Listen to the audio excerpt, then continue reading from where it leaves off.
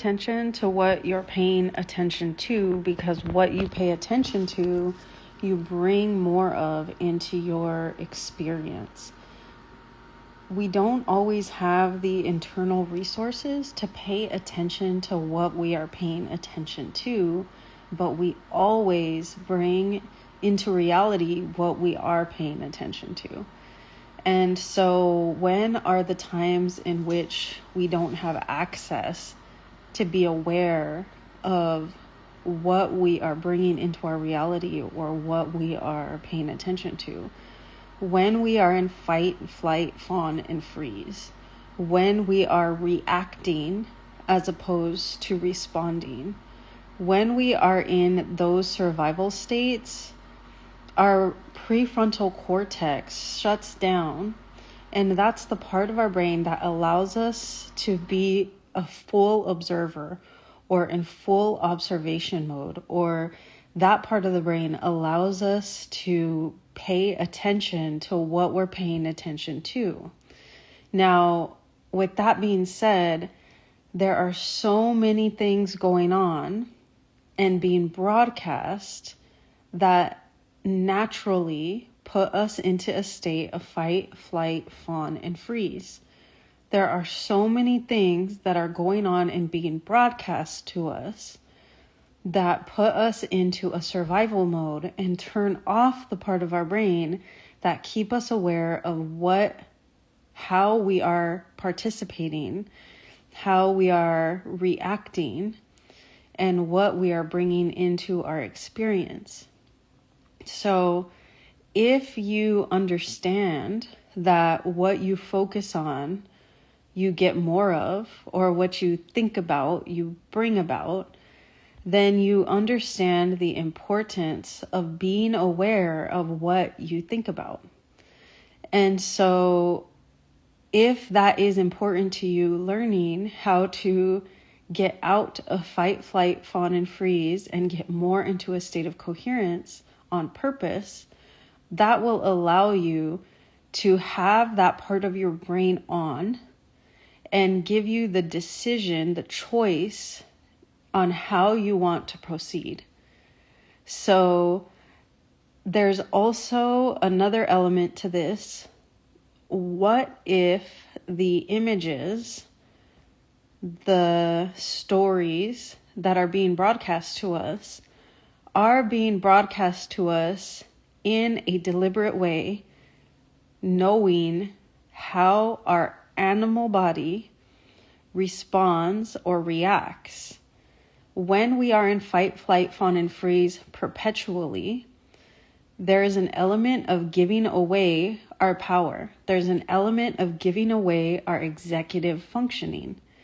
And so what if it's true that we are being shown these images to naturally put us in these survival states on purpose?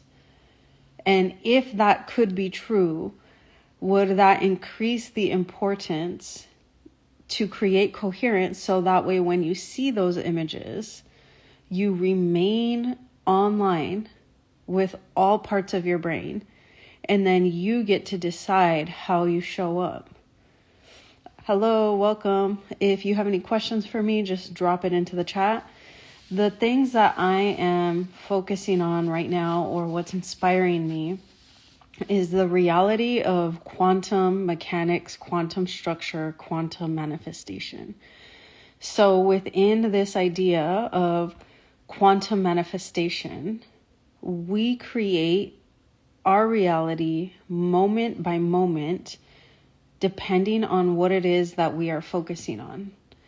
And we have the ability to take what we see and create or perpetuate more of what we see and continue to replicate that experience moment by moment. Or we have the ability to take what we see and decide how we want to continue to create reality based on what we're seeing. We have the ability to stop creating more of that which we see and start to focus our thoughts emotions, vibration, consciousness in a way that we start to change our reality moment by moment by moment.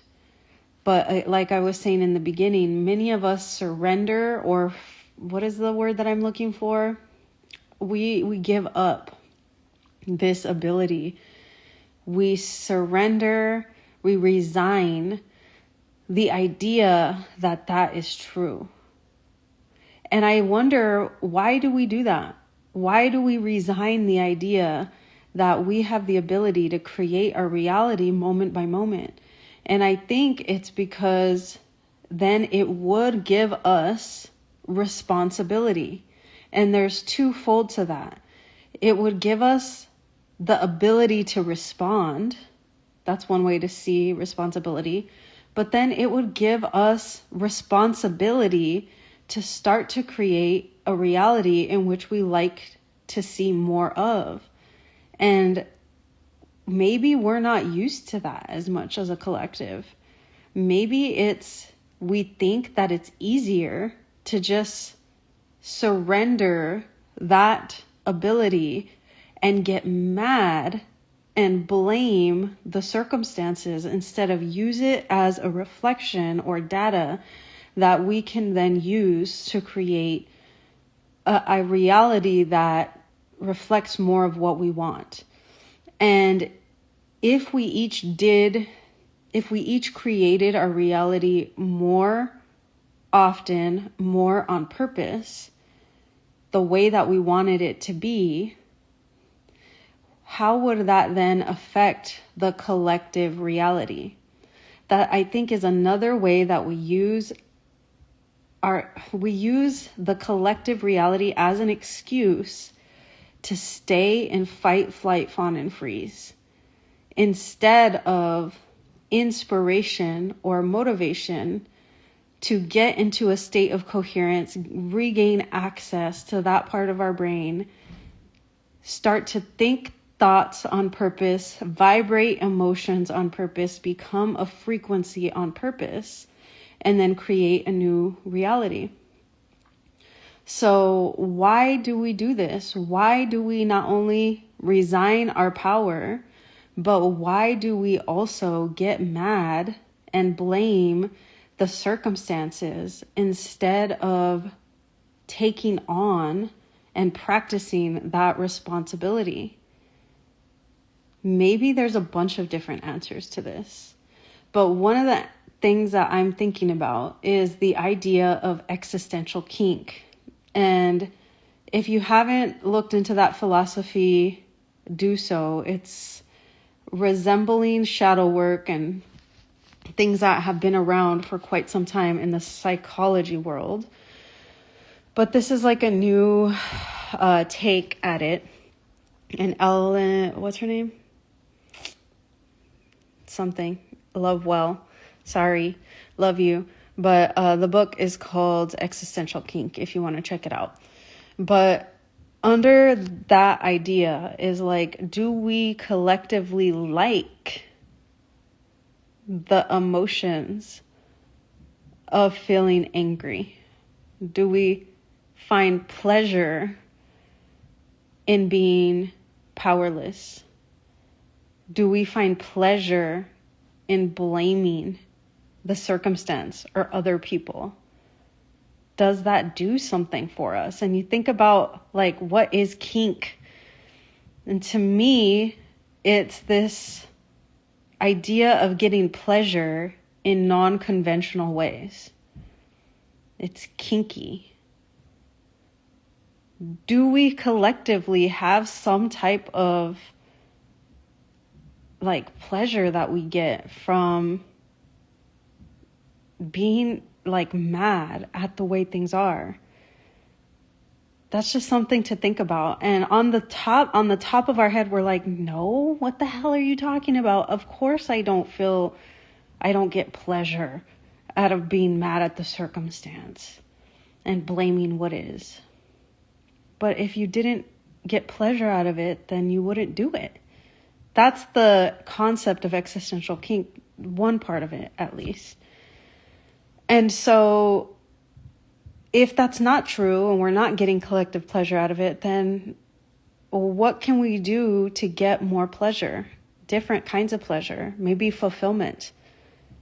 Would starting to demonstrate to yourself on a moment-to-moment basis how you have the power and the ability to create your own reality, could that give you pleasure? Could that give you hope? Does hope feel better than anger? Does hope feel better than powerlessness? And if it does, then what thoughts can you think to feel hopeful? So this is something that I will continue to talk about. There's multiple layers to this. One layer is the subliminal messages that are in everything, the messages that are being shown to us on purpose, knowing how it affects us as an animal. Another layer is how when we're in fight or flight, we don't have our executive functioning. And that's why these images are being shown to us in the way that they're being shown to us.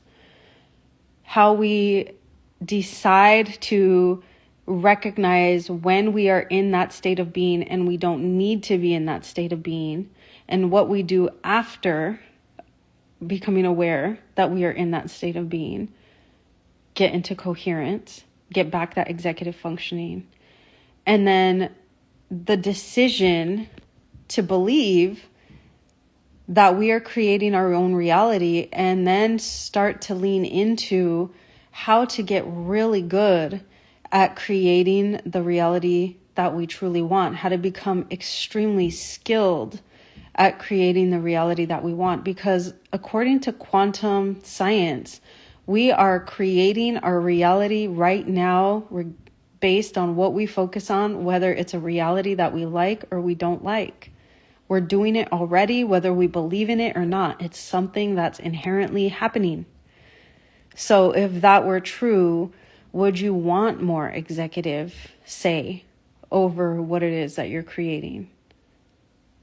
What would it take for you to start believing that you are powerful in this way? Who's benefiting from you not believing that you have power to create your own reality? And who could benefit if you decided to lean into this idea and create more of your life on purpose for yourself and for the collective?